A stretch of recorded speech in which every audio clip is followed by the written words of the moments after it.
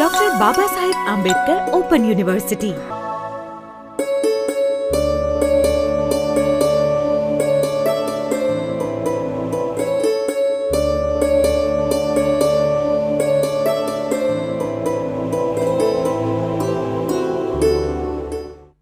ભારતના સ્વાતંત્ર્ય સંગ્રામમાં ભારત જ નહીં, ભારતની બહાર ગ્રેટર ઇન્ડિયા જેને આપણે કહી શકીએ, ભારતની બહારથી વિદેશોમાંથી જે સંઘર્ષો લડાયા છે એમાં ખાસ આપણું ધ્યાન ખેંચે છે આઝાદ હિન્દ ફૌજ, જેના વિશે આપણે આજે જાણીએ શ્રી વિષ્ણુભાઈ પાસેથી. વિષ્ણુભાઈ, સ્વાગત છે આપનું. કરશનદાસ માણેક આપણા બહુ જાણીતા ગુજરાતી કવિ, એમણે એક સરસ ગીત રચેલું, ગુલામીએ દીઠું એક સપનું ગુલાબી. આઝાદીન ફૌજની જે ભવ્ય ગાથા ભારતીય લોકો સમક્ષ અમૃતલાલ શેઠ નામના આપણા ગુજરાતી પત્રકારે રજૂ કરી પોતાના અખબાર દ્વારા, ત્યારે માણેકને આ કાવ્ય સ્ફુર્યું હતું. હિન્દુસ્તાનની આઝાદીના જે જ્વલંત સૂત્રો છે એ અદ્ભુત છે. એની પોતાની કહાની છે. તુમ મુઝે ખૂન દો મેં તુમ્हें આઝાદી દૂંગા, ચલો દિલ્હી અને જય હિન્દ. આ ત્રણ સૂત્રો કોના? તો ભારતનો સામાન્ય કિશોર પણ કહેશે કે નેતાજી સુભાષચંદ્ર બોઝના. સુભાષચંદ્ર બોઝ હિન્દુસ્તાનની આઝાદી જંગના મહાનાયક. દૂર વિદેશે, પહેલાં જર્મની, પછી જાપાન, ત્યાંથી રંગૂન, ત્યાંથી ઇમ્ફાલ, એક લાંબી સંઘર્ષ ગાથા ભારતીય ઇતિહાસની એક અમર દાસ્તાન છે. એની શરૂઆત ક્યાંથી થઈ અને ક્યાં એમનો ઐતિહાસિક અંત આવ્યો, એ ઘટનાઓ આપણે જાણવી જોઈએ. આઝાદ હિન્દ ફૌજની રચના સાથે બે મોટા ગજાના બંગાળીઓનું પ્રદાન નિર્ણાયક રહ્યું. એમાંના એક હતા રાસ બિહારી બોઝ. ભારતમાં ગદ્દર પાર્ટીની જે ચળવળ ચાલી, વિદેશોમાં ચાલી, એની આપણે ઘટનાઓ સાંભળી ચૂક્યા છીએ. એ ગદ્દર પાર્ટીના નાયક હતા રાસ બિહારી બોઝ. છેક 1910માં દિલ્હીમાં લોર્ડ હાર્ડિંગ્સની એક શોભાયાત્રા નીકળેલી.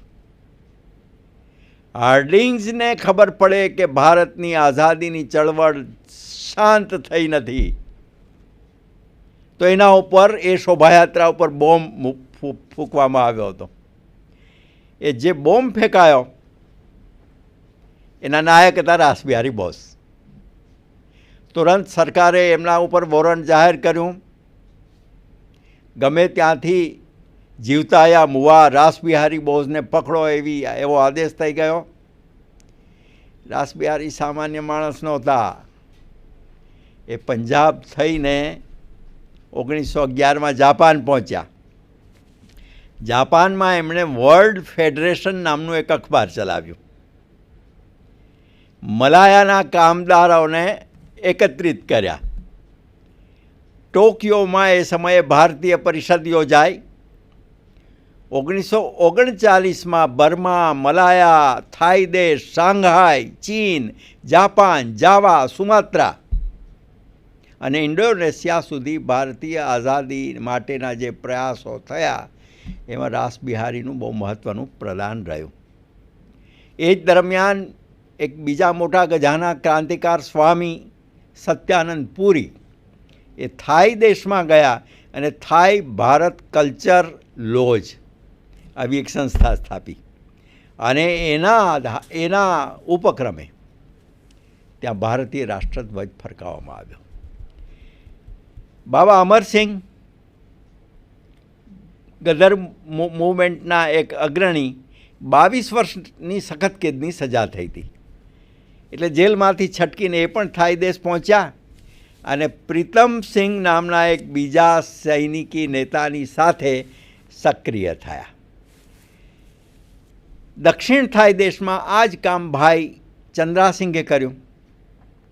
બધા જેલોમાંથી જ્યારે છૂટ્યા તો વળી પાછા સુભાષબાબુ સમક્ષ હાજર થઈ ગયા. સુભાષબાબુ જાપાનમાં કઈ રીતે પહોંચ્યા એની પણ એક રોમાંચિક કથા છે. 1939માં બીજા વિશ્વયુદ્ધના વાદળ ઘેરાયા. જનરલ તોજો જાપાનની મહત્વાકાંક્ષાને વેગ આપનારો એક મહાનાયક હતો. એ જ દરમિયાન ફ્રાન્સનું પતન થયું અને સિંગાપુર, જેને શ્યોનાન કહેવામાં આવતું, એના તરફ જાપાનનો રસ્તો વધુ સરળ બન્યો. 8 ડિસેમ્બર 1941ના રોજ જાપાને બ્રિટન અને અમેરિકાની સામે વિશ્વયુદ્ધ ઘોષિત કરી દીધું. 7 ડિસેમ્બરે પર્લ હાર્બર ઉપર આક્રમણ થયું.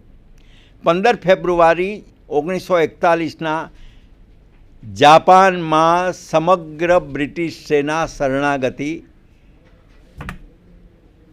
મેળવીને એમણે પરાજય સ્વીકાર્યો. એ જ દિવસોમાં જે બ્રિટિશ સેના હતી જાપાનમાં, એમાં તો હિન્દુસ્તાની સૈનિકો હતા, શીખ હતા, ઈસાઈ હતા, ક્ષત્રિય હતા, રાજપૂત હતા. એનું શું? તો યુદ્ધ કેદીઓ તરીકે બ્રિટિશ સેનાપતિઓ તો એમને જાપાનને આપી દીધા. જાપાને ધાર્યું હોત તો એને પૂરી રાખ્યા હોત, જેલોમાં રાખ્યા હોત, છૂટા કરી દીધા હોત. પણ જાપાનની ઈચ્છા પણ ભારત આઝાદ બને તેવી હતી. એટલે જીતરા કેમ્પ હતો, ત્યાં જે યુદ્ધ કેદી સૈનિકો હતા ભારતીયો, જે હવે ધણીધોરી વિનાના હતા, એમને કહેવામાં આવ્યું કે તમે આઝાદ હિન્દ ફૌજ રચો. એટલે લીગ ઓફ ઇન્ડિયા નામની સ્થાપના 9 ડિસેમ્બર 1941માં થઈ. જીતરા કેમ્પમાં આઝાદ હિન્દ ફૌજની પહેલી આઝાદ હિન્દ ફૌજની રચના કરવામાં આવી. કૌલાલંપુરમાં ઇન્ડિપેન્ડન્સ લીગ સ્થાપાઈ. 5000 યુદ્ધ કેદીઓ ભારતીય ફૌજમાં જોડાયા. 15મી ફેબ્રુઆરી શ્યોનાન જ્યારે જાપાનના હાથમાં આવી ગયું, ત્યારે ત્યાં જે સૈનિકો હતા, બ્રિટિશ સેનાપતિ લેફ્ટનન્ટ કર્નલ હેન્ટ, એમણે તો સૈનિકોને સુપ્રત કરી દીધા જાપાન કે તમે હવે એમના સૈનિકો ગણાશો. જાપાનના મેજર ફુજીવારાએ એમને આવકાર્યા. આ ઘટનાઓ એકદમ નિર્ણાયક હતી. તેમણે કહ્યું કે તમે ભલે બ્રિટિશ ફૌજમાં હતા, તમારી પસંદગીથી નહોતા, જાઓ આઝાદી ફૌજમાં જોડાઓ અને આગળ વધો. 30,000 યુદ્ધ કેદીઓની જાપાનમાં આ રીતે પહેલી આઝાદ હિન્દ ફૌજ બનાવી. એનો પોતાનો રેડિયો, એના અખબાર શરૂ થયા. 9મી માર્ચ 1942ના રોજ સિંગાપુરમાં પહેલી બેઠક થઈ અને કેપ્ટન મોહનસિંઘે કહ્યું કે અમે અમારા એક રાષ્ટ્ર નેતા સુભાષબાબુની રાહ જોઈ રહ્યા છીએ. સુભાષબાબુ કલકત્તામાં નજરકેદમાંથી છટકીને નીકળી ગયા હતા. ક્યાં પહોંચ્યા, કઈ રીતે પહોંચ્યા, એ પણ એક મોટી દાસ્તાન હતી. અફઘાનિસ્તાન થઈને એમને રશિયા જવું હતું, રશિયાએ ના પાડી એટલે જાપાન તરફ ગયા. જાપાનમાં હિટલરને મળ્યા. એ ઘટનાઓ પણ રસપ્રદ અને ભારતીય સંઘર્ષનામાં કેટલું બધું બળ હતું, પરિબળ એક મજબૂત આઝાદી માટેનું સ્થાપિત થયું, એની ઘટનાઓ છે. 10 માર્ચ બીજી ટોક્યોની બેઠક થઈ. 11 માર્ચ ત્રીજી બેઠક માટે સાયગોનથી ટોક્યો જોવા જે આપણા દેશ નેતાઓ ત્યાં હતા એ નીકળ્યા. એમાં સત્યાનંદ પુરી, પ્રીતમસિંહ, મોહમ્મદ અકરમ અને નીલકંઠ અય્યર એ વિમાની અકસ્માતમાં મૃત્યુ પામ્યા. ભય તો એ હતો કે આઝાદ હિન્દ ફૌજનો અધ્યાય પૂરો થઈ જશે, પણ એવું બન્યું નહીં. ફુજીવારાએ કહ્યું કે ભલે વીર નાયકો તમે ગુમાવ્યા હોય, પણ આપણે ચાલો પ્રકાશને પામવાનો પુરુષાર્થ કરીએ.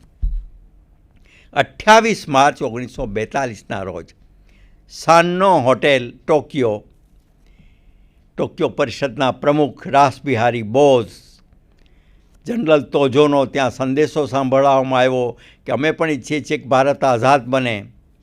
15 જૂન 1942થી 23 જૂન 1942 સુધી અનેક સભાઓ મિટિંગો થઈ અને એ મિટિંગોમાં મોહનસિંઘે એવું કહ્યું કે અમે પણ ભારતની આઝાદી માટે ઈચ્છીએ છીએ. મોહનસિંઘના કેટલાક મતભેદો હતા એટલે એમની જગ્યાએ જે.કે. ભોંસલે, જનરલ જે.કે. ભોંસલે, જગન્નાથરાવ ભોંસલે એ સ્થાપિત થયા અને એ દિવસોમાં સુભાષનું આગમન થયું. એક નવો અધ્યાય શરૂ થયો. 1940ના શિયાળુ દિવસોમાં સુભાષચંદ્ર બોઝ એમના નિવાસસ્થાને બ્રિટિશ સામ્રાજ્યના નજરકેદી હતા. 38-2 એલ્ગિન રોડ, કોલકાતા, 16 જુલાઈ 1940. સુભાષ અંતર્ધ્યાન થઈ જાય છે. બ્રિટિશ ગુપ્તચરોને ખબર પડતી નથી કે ક્યાં ગયા. સુભાષ મોહમ્મદ ઝિયાઉદ્દીનનું નામ ધારણ કરીને રેલવેમાં નીકળ્યા. ભત્રીજો શિશિર એને મધ્યરાત્રે બરારી રેલવે સ્ટેશન સુધી લઈ ગયો હતો, કલકત્તાની નજીક. ત્યાંથી એ નીકળી ગયા. એમની સાથે એક અબ્દખાન ને અકબર શાહ હતા. 21 જાન્યુઆરી 1943ના રોજ શેવરોલેટ ગાડીમાં એ ભગતરામની સાથે પેશાવર પહોંચ્યા. ત્યાં રણ, બંજર જમીન, નાની મોટી ટેકરી. ઝિયાઉદ્દીન નામ, સુભાષબાબુ બહેરા અને મૂંગા છે એમ જ એમણે દેખાવ કર્યો એટલે કસ્ટમના લોકોએ એને માર્યા, એમની ઘડિયાળ જૂટવી લીધી. આ બધું પણ સહન કર્યું અને જે દિવસે એ બ્રિટિશ સામ્રાજ્યનાથી મુક્ત એવા વિદેશી ધરતી ઉપર પહોંચ્યા ત્યારે એમણે અવાજ કર્યો, એક મુક્ત અવાજ, હિયર આઈ કિક્ડ જ્યોર્જ ફિફ્થ. આ એનો સ્પિરિટ હતો. 24 જાન્યુઆરીએ કાબુલ તરફ નીકળ્યા. ત્યાંથી 34 માઇલની લાંબી મુસાફરી કરી. મોટા ગામડા જેવા કાબુલની સરાયમાં રોકાયા. ત્યાં રાજદૂતો જુદા જુદા દેશોના હતા, એની સાથે સંપર્ક કર્યો. રશિયન દૂતાવાસે ના પાડી દીધી કે અમે આવું જોખમ ઉઠાવવા તૈયાર નથી. બ્રિટિશ સેના પાછળ હતી. બ્રિટિશ ગુપ્તચર તંત્ર આખી દુનિયામાં સુભાષને શોધી રહ્યું હતું. જર્મન રાજદૂત પિલ્ગેર એ વખતે મળ્યા એટલે બર્લિનનો સંપર્ક થયો. 6 દિવસ વીતી ગયા. ત્યાંના જાસૂસોને ખબર પડી ગઈ એટલે જે યજમાન હતા લાલા ઉત્તમચંદ, એમણે કહ્યું કે હવે સુભાષને સાચવવા મુશ્કેલ છે.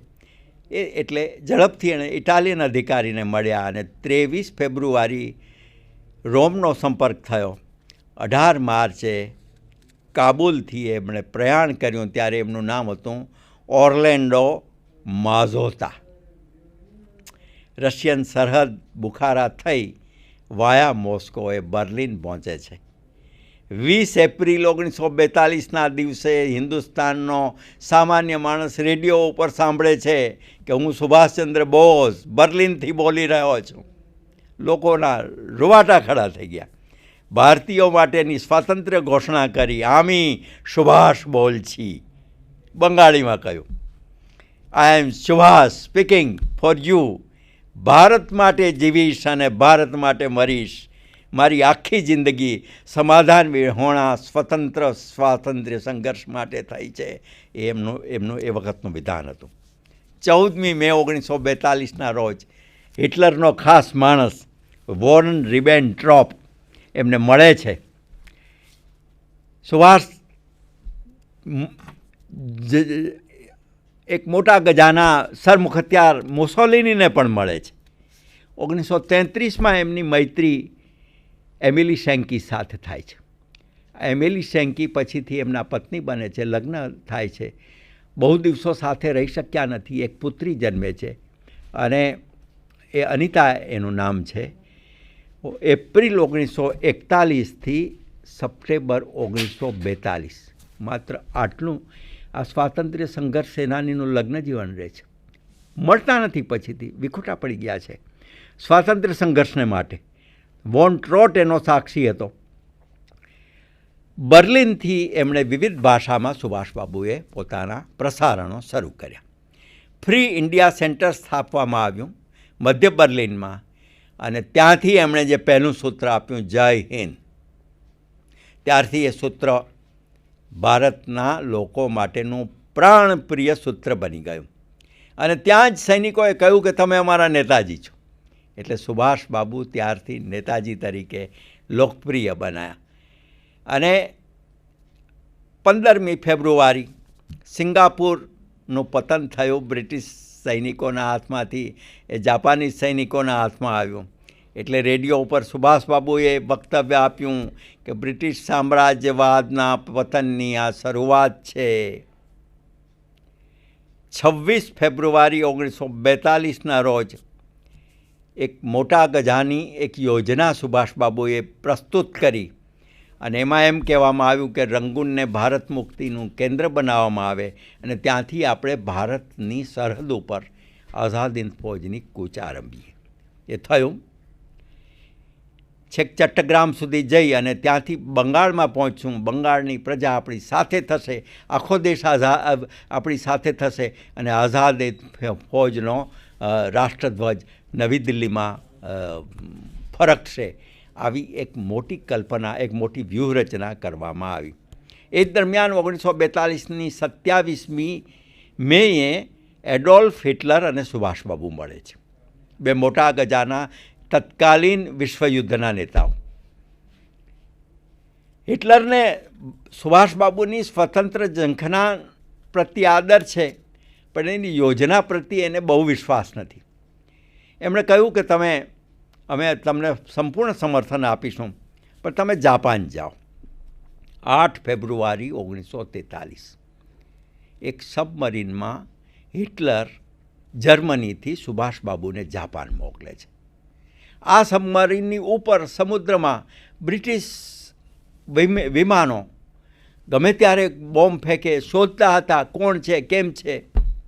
એ ભયંકર જોખમી સફર પછી મોઝામ્બિક થઈને એ જાપાન પહોંચે છે.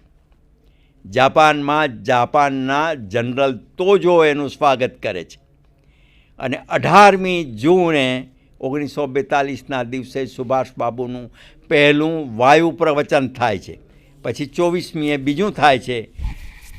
2 જુલાઈના રોજે સલામી લે છે આઝાદ હિન્દ ફૌજના સૈનિકોની.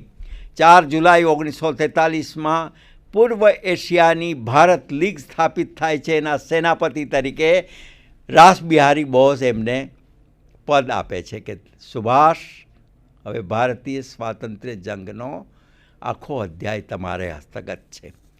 ત્યાં વંદે માતરમ ગવાયું. રાસબિહારી બોઝે કહ્યું કે હવે દેશ સેવક સુભાષ આઝાદ હિન્દ ફૌજનું નેતૃત્વ કરશે. 60,000 લોકોની જનમેદની આ સિંગાપુરની સભામાં હતી. પછી બેંકોક, રંગૂન, સાયગોન, સિંગાપુર અનેક જગ્યાએ મુલાકાતો લઈને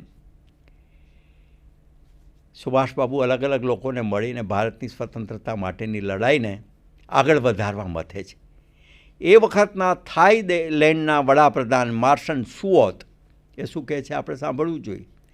એમણે કહ્યું કે કોઈ પણ મહાન પ્રતિભાનો જો તમારે પરિચય મેળવવો હોય તો જાઓ સુભાષબાબુને મળો. 29 જુલાઈ રંગૂન મંગલદોન નામનું એક ક્ષેત્ર છે, ત્યાં 10 લાખ લોકોની જનમેદની. સુભાષચંદ્ર બોઝ, નવી સરકારની રચના, રંગૂનમાં સરકાર રચાઈ, આઝાદ હિન્દ ફૌજ સરકાર, એના રાષ્ટ્રપતિ તરીકે નિયુક્ત થયા, આખું પ્રધાનમંડળ રચાયું, બેંક આઝાદ હિન્દ બેંકની સ્થાપના થઈ, આઝાદ હિન્દ રેડિયો શરૂ થયો, અખબાર શરૂ થયું, આખું રાષ્ટ્રગીત નક્કી કરવામાં આવ્યું અને સ્વતંત્ર ભારત સરકાર 23મી ઓક્ટોબર 1943 આ બ્રિટન સામેનું યુદ્ધ જાહેર કરે છે. એટલે ભારતની આઝાદીનો એક સંકેત એ પણ છે કે 1947ની 15મી ઓગસ્ટે નહીં, પણ 23 ઓક્ટોબર 1943ના રોજ ભારત આઝાદ થયું હતું. એ વખતે પહેલી સરકાર રચાઈ હતી જેના રાષ્ટ્રપતિ નેતાજી સુભાષચંદ્ર બોઝ હતા. તુરંત અનેક દેશોએ એને માન્યતા આપી, જેમાં થાઈલેન્ડ, ક્રોટિયા, ફિલિપિન, બર્મા, મંચુરિયા, ઇટલી, ચીન, જાપાન હતા કે ભાઈ અમે આઝાદ હિન્દ સરકારને સમર્થન આપીએ છીએ અને રેકોગ્નાઇઝ કરીએ છીએ. તો આ બ્રિટિશ સરકારે તુરંત ચારે બાજુ પોતાનો પરિપત્ર મોકલી આપ્યો કે આ સાવધાન થવા જેવી ચીજ છે. દરિયા પારના એકમાત્ર શ્રદ્ધેય નેતા તરીકે સુભાષ સ્થાપિત થઈ ગયા છે અને આપણા માટે જોખમ છે. 5 નવેમ્બર વિશાળ એશિયા સંમેલન ટોક્યોમાં થયું અને એ જ દિવસે હિન્દુસ્તાનની આઝાદીનો પહેલો અનુભવ કોને થયો? તો આંદામાન નિકોબારને થયો. આંદામાન નિકોબાર જનરલ તોજોએ આઝાદ હિંદ ફૌજને સુપ્રત કર્યા અને ત્યાં પહેલો રાષ્ટ્રધ્વજ આઝાદ હિંદ ફૌજનો ત્યાં ફરકાયો અને સુભાષબાબુએ કહ્યું કે હવે આંદામાન નિકોબાર નથી, આ સ્વરાજ દ્વીપ છે, આ સ્વાતંત્ર્ય દ્વીપ છે. એ પછી યુદ્ધનું નિર્માણ શરૂ થયું. બીજા વિશ્વયુદ્ધ દરમિયાન આંદામાનના વિજય પ્રાપ્તિ પછી ઈરાવતી નદીના કાંઠે આરાકાનના જંગલોમાં આઝાદ હિંદ ફૌજ જે રીતે લડી છે અને છેક ઇમ્ફાલ સુધી પહોંચી છે, એ અદ્ભુત કથા છે. એ Subhash brigade, Gandhi brigade, Maulana Azad brigade, આવી બધા એના નામો હતા. ઝાંસી રાણી રેજિમેન્ટ, જેમાં કેપ્ટન લક્ષ્મી હતા. ચીની પહાડી પાર થઈને આસામના ચાના બગીચા સુધી ભારતની આઝાદ હિંદ ફૌજનો પડઘો સંભળાવવા માંડ્યો હતો. બ્રિટિશ સેનાએ તાત્કાલિક સાવધાન થઈને પોતાની તમામ લશ્કર સૈનિકો ત્યાં ખડકી દીધા અને આઝાદ હિંદ ફૌજ પાસે તો લિમિટેડ શસ્ત્રો હતા, સીમિત અનાજ હતો, અનાજનો પુરવઠો હતો. કેટલીક વાર તો ઘાસ ખાઈને જીવવાનો દિવસો આવ્યા. બ્રિટિશ લશ્કર ઉપરથી વિમાનમાંથી પત્રિકાઓ ફેંકે કે તમે તો ભારતીયો છો, ભૂખે મરો છો, અત્યારે આવો અમારા સૈન્યમાં જોડાઈ જાઓ, અમે તમને ખાવા પીવાની, આ સ્વાસ્થ્યની બધી સગવડો આપીશું. શું કહ્યું આઝાદ હિંદ ફૌજના સૈનિકોએ? એમણે કહ્યું કે ગુલામી કી રોટી સે આઝાદી કા ઘાસ અચ્છા હૈ. આવા સ્પિરિટ સાથે છેક ઇમ્ફાલ સુધી ભારતની આઝાદી જંગની છેલ્લી લડાઈ ચાલી અને એમાં લગભગ 8500 સૈનિકોએ આહુતિ આપી. આ જે આરાકાન મોરચે લડાઈ થઈ, એપ્રિલના પ્રારંભમાં ફૌજે ભારતીય પ્રદેશના 150 માઇલ ભીતર સુધી પહોંચી ગયા. 6 એપ્રિલે કોહિમા બ્રિટિશરોએ ગુમાવ્યું. આઝાદ હિંદ ફૌજનો આ યશસ્વી જંગ હતો, પરંતુ એ દરમિયાન કેટલીક ભૂલો થઈ. કુદરતે સાથ ન આપ્યો. મોટા પાયે વરસાદ શરૂ થયો. જાપાન પણ થોડું ડગમગી ગયું હતું. બીજા મોરચા દુનિયાભરના હતા, એમાં પણ જાપાને ભાગ ભજવવાનો હતો. ત્યાં એમની પીછેહટ શરૂ થવા માંડી હતી. નિર્ણાયક ફૌજ હતી. આઝાદ હિંદ ફૌજના 96,000 સૈનિકોની સામે બ્રિટિશરોની 1,55,000ની સેના હતી, સંપૂર્ણ શસ્ત્રસજ્જ. એટલે 61,000 વિરુદ્ધ 90,000. આવી ઇમ્ફાલમાં પણ લડાઈ થઈ અને આઝાદ હિંદ ફૌજ પાસે બહુ અનાજ પણ પૂરતું નહોતું, છતાં જંગલનું ઘાસ ખાઈને પણ સૈનિકો લડ્યા અને છેક જૂન અને જુલાઈ સુધી લડ્યા. 8મી જુલાઈ 1944 પછી વ્યૂહાત્મક પીછેહટ કરવી પડી, પણ સુભાષ હતાશ નહોતા. સુભાષે કહ્યું કે આ ઇમ્ફાલ જ શા માટે, આપણે બીજે પણ લડીશું. અને એમણે ઉત્તર બર્માનો પ્રવાસ શરૂ કર્યો. એ પ્રવાસની સાથે એમણે પોતાના સૈનિકોનો સ્પિરિટ અહર્નિશ લગાતાર ચાલુ રાખ્યો. દરમિયાન વિશ્વયુદ્ધના પાણી વળતા થયા. જાપાનના તોજોએ રાજીનામું આપોડ્યું. એને જગ્યાએ કોઈસો પદારૂઢ થયો. કોઈસોએ પણ એક યોજના બનાવી કે જાપાનના 35,000 અને આઝાદ હિંદ ફૌજના 15,000 લોકો સંયુક્ત બળ અજમાવે અને ફરી એકવાર ભારત તરફ આક્રમણ કરે. એ યોજના શક્ય ન બની, પરંતુ પોપાનું યુદ્ધ, મેક્તિકાલા સરહદનું યુદ્ધ, આ બધા આઝાદ હિંદ ફૌજના રણસંગ્રામના યાદગાર અધ્યાયો છે. અને એ અધ્યાયોમાં 4 દિવસ સુધી આઝાદ હિંદ ફૌજના સૈનિકો ભૂખ્યા રહીને લડ્યા છે. એની સાથે સુભાષ પણ રહ્યા. એકવાર તો એવું બન્યું કે ઉપર બ્રિટિશ સૈનિકોનો હુમલો અને બીજી બાજુ આઝાદ હિંદ ફૌજની કૂચ. સુભાષ પણ એમાં હતા. વાવ નદીના કાંઠે એમની નાનકડી સામાન્ય કાર ખૂપી ગઈ કાદવમાં, તો સુભાષ એકદમ પોતાના પગલે ચાલવા માંડ્યા જમીન ઉપર. સૈનિકોએ વાર્યા કે નહીં, તમારું તો જીવન જોખમમાં છે.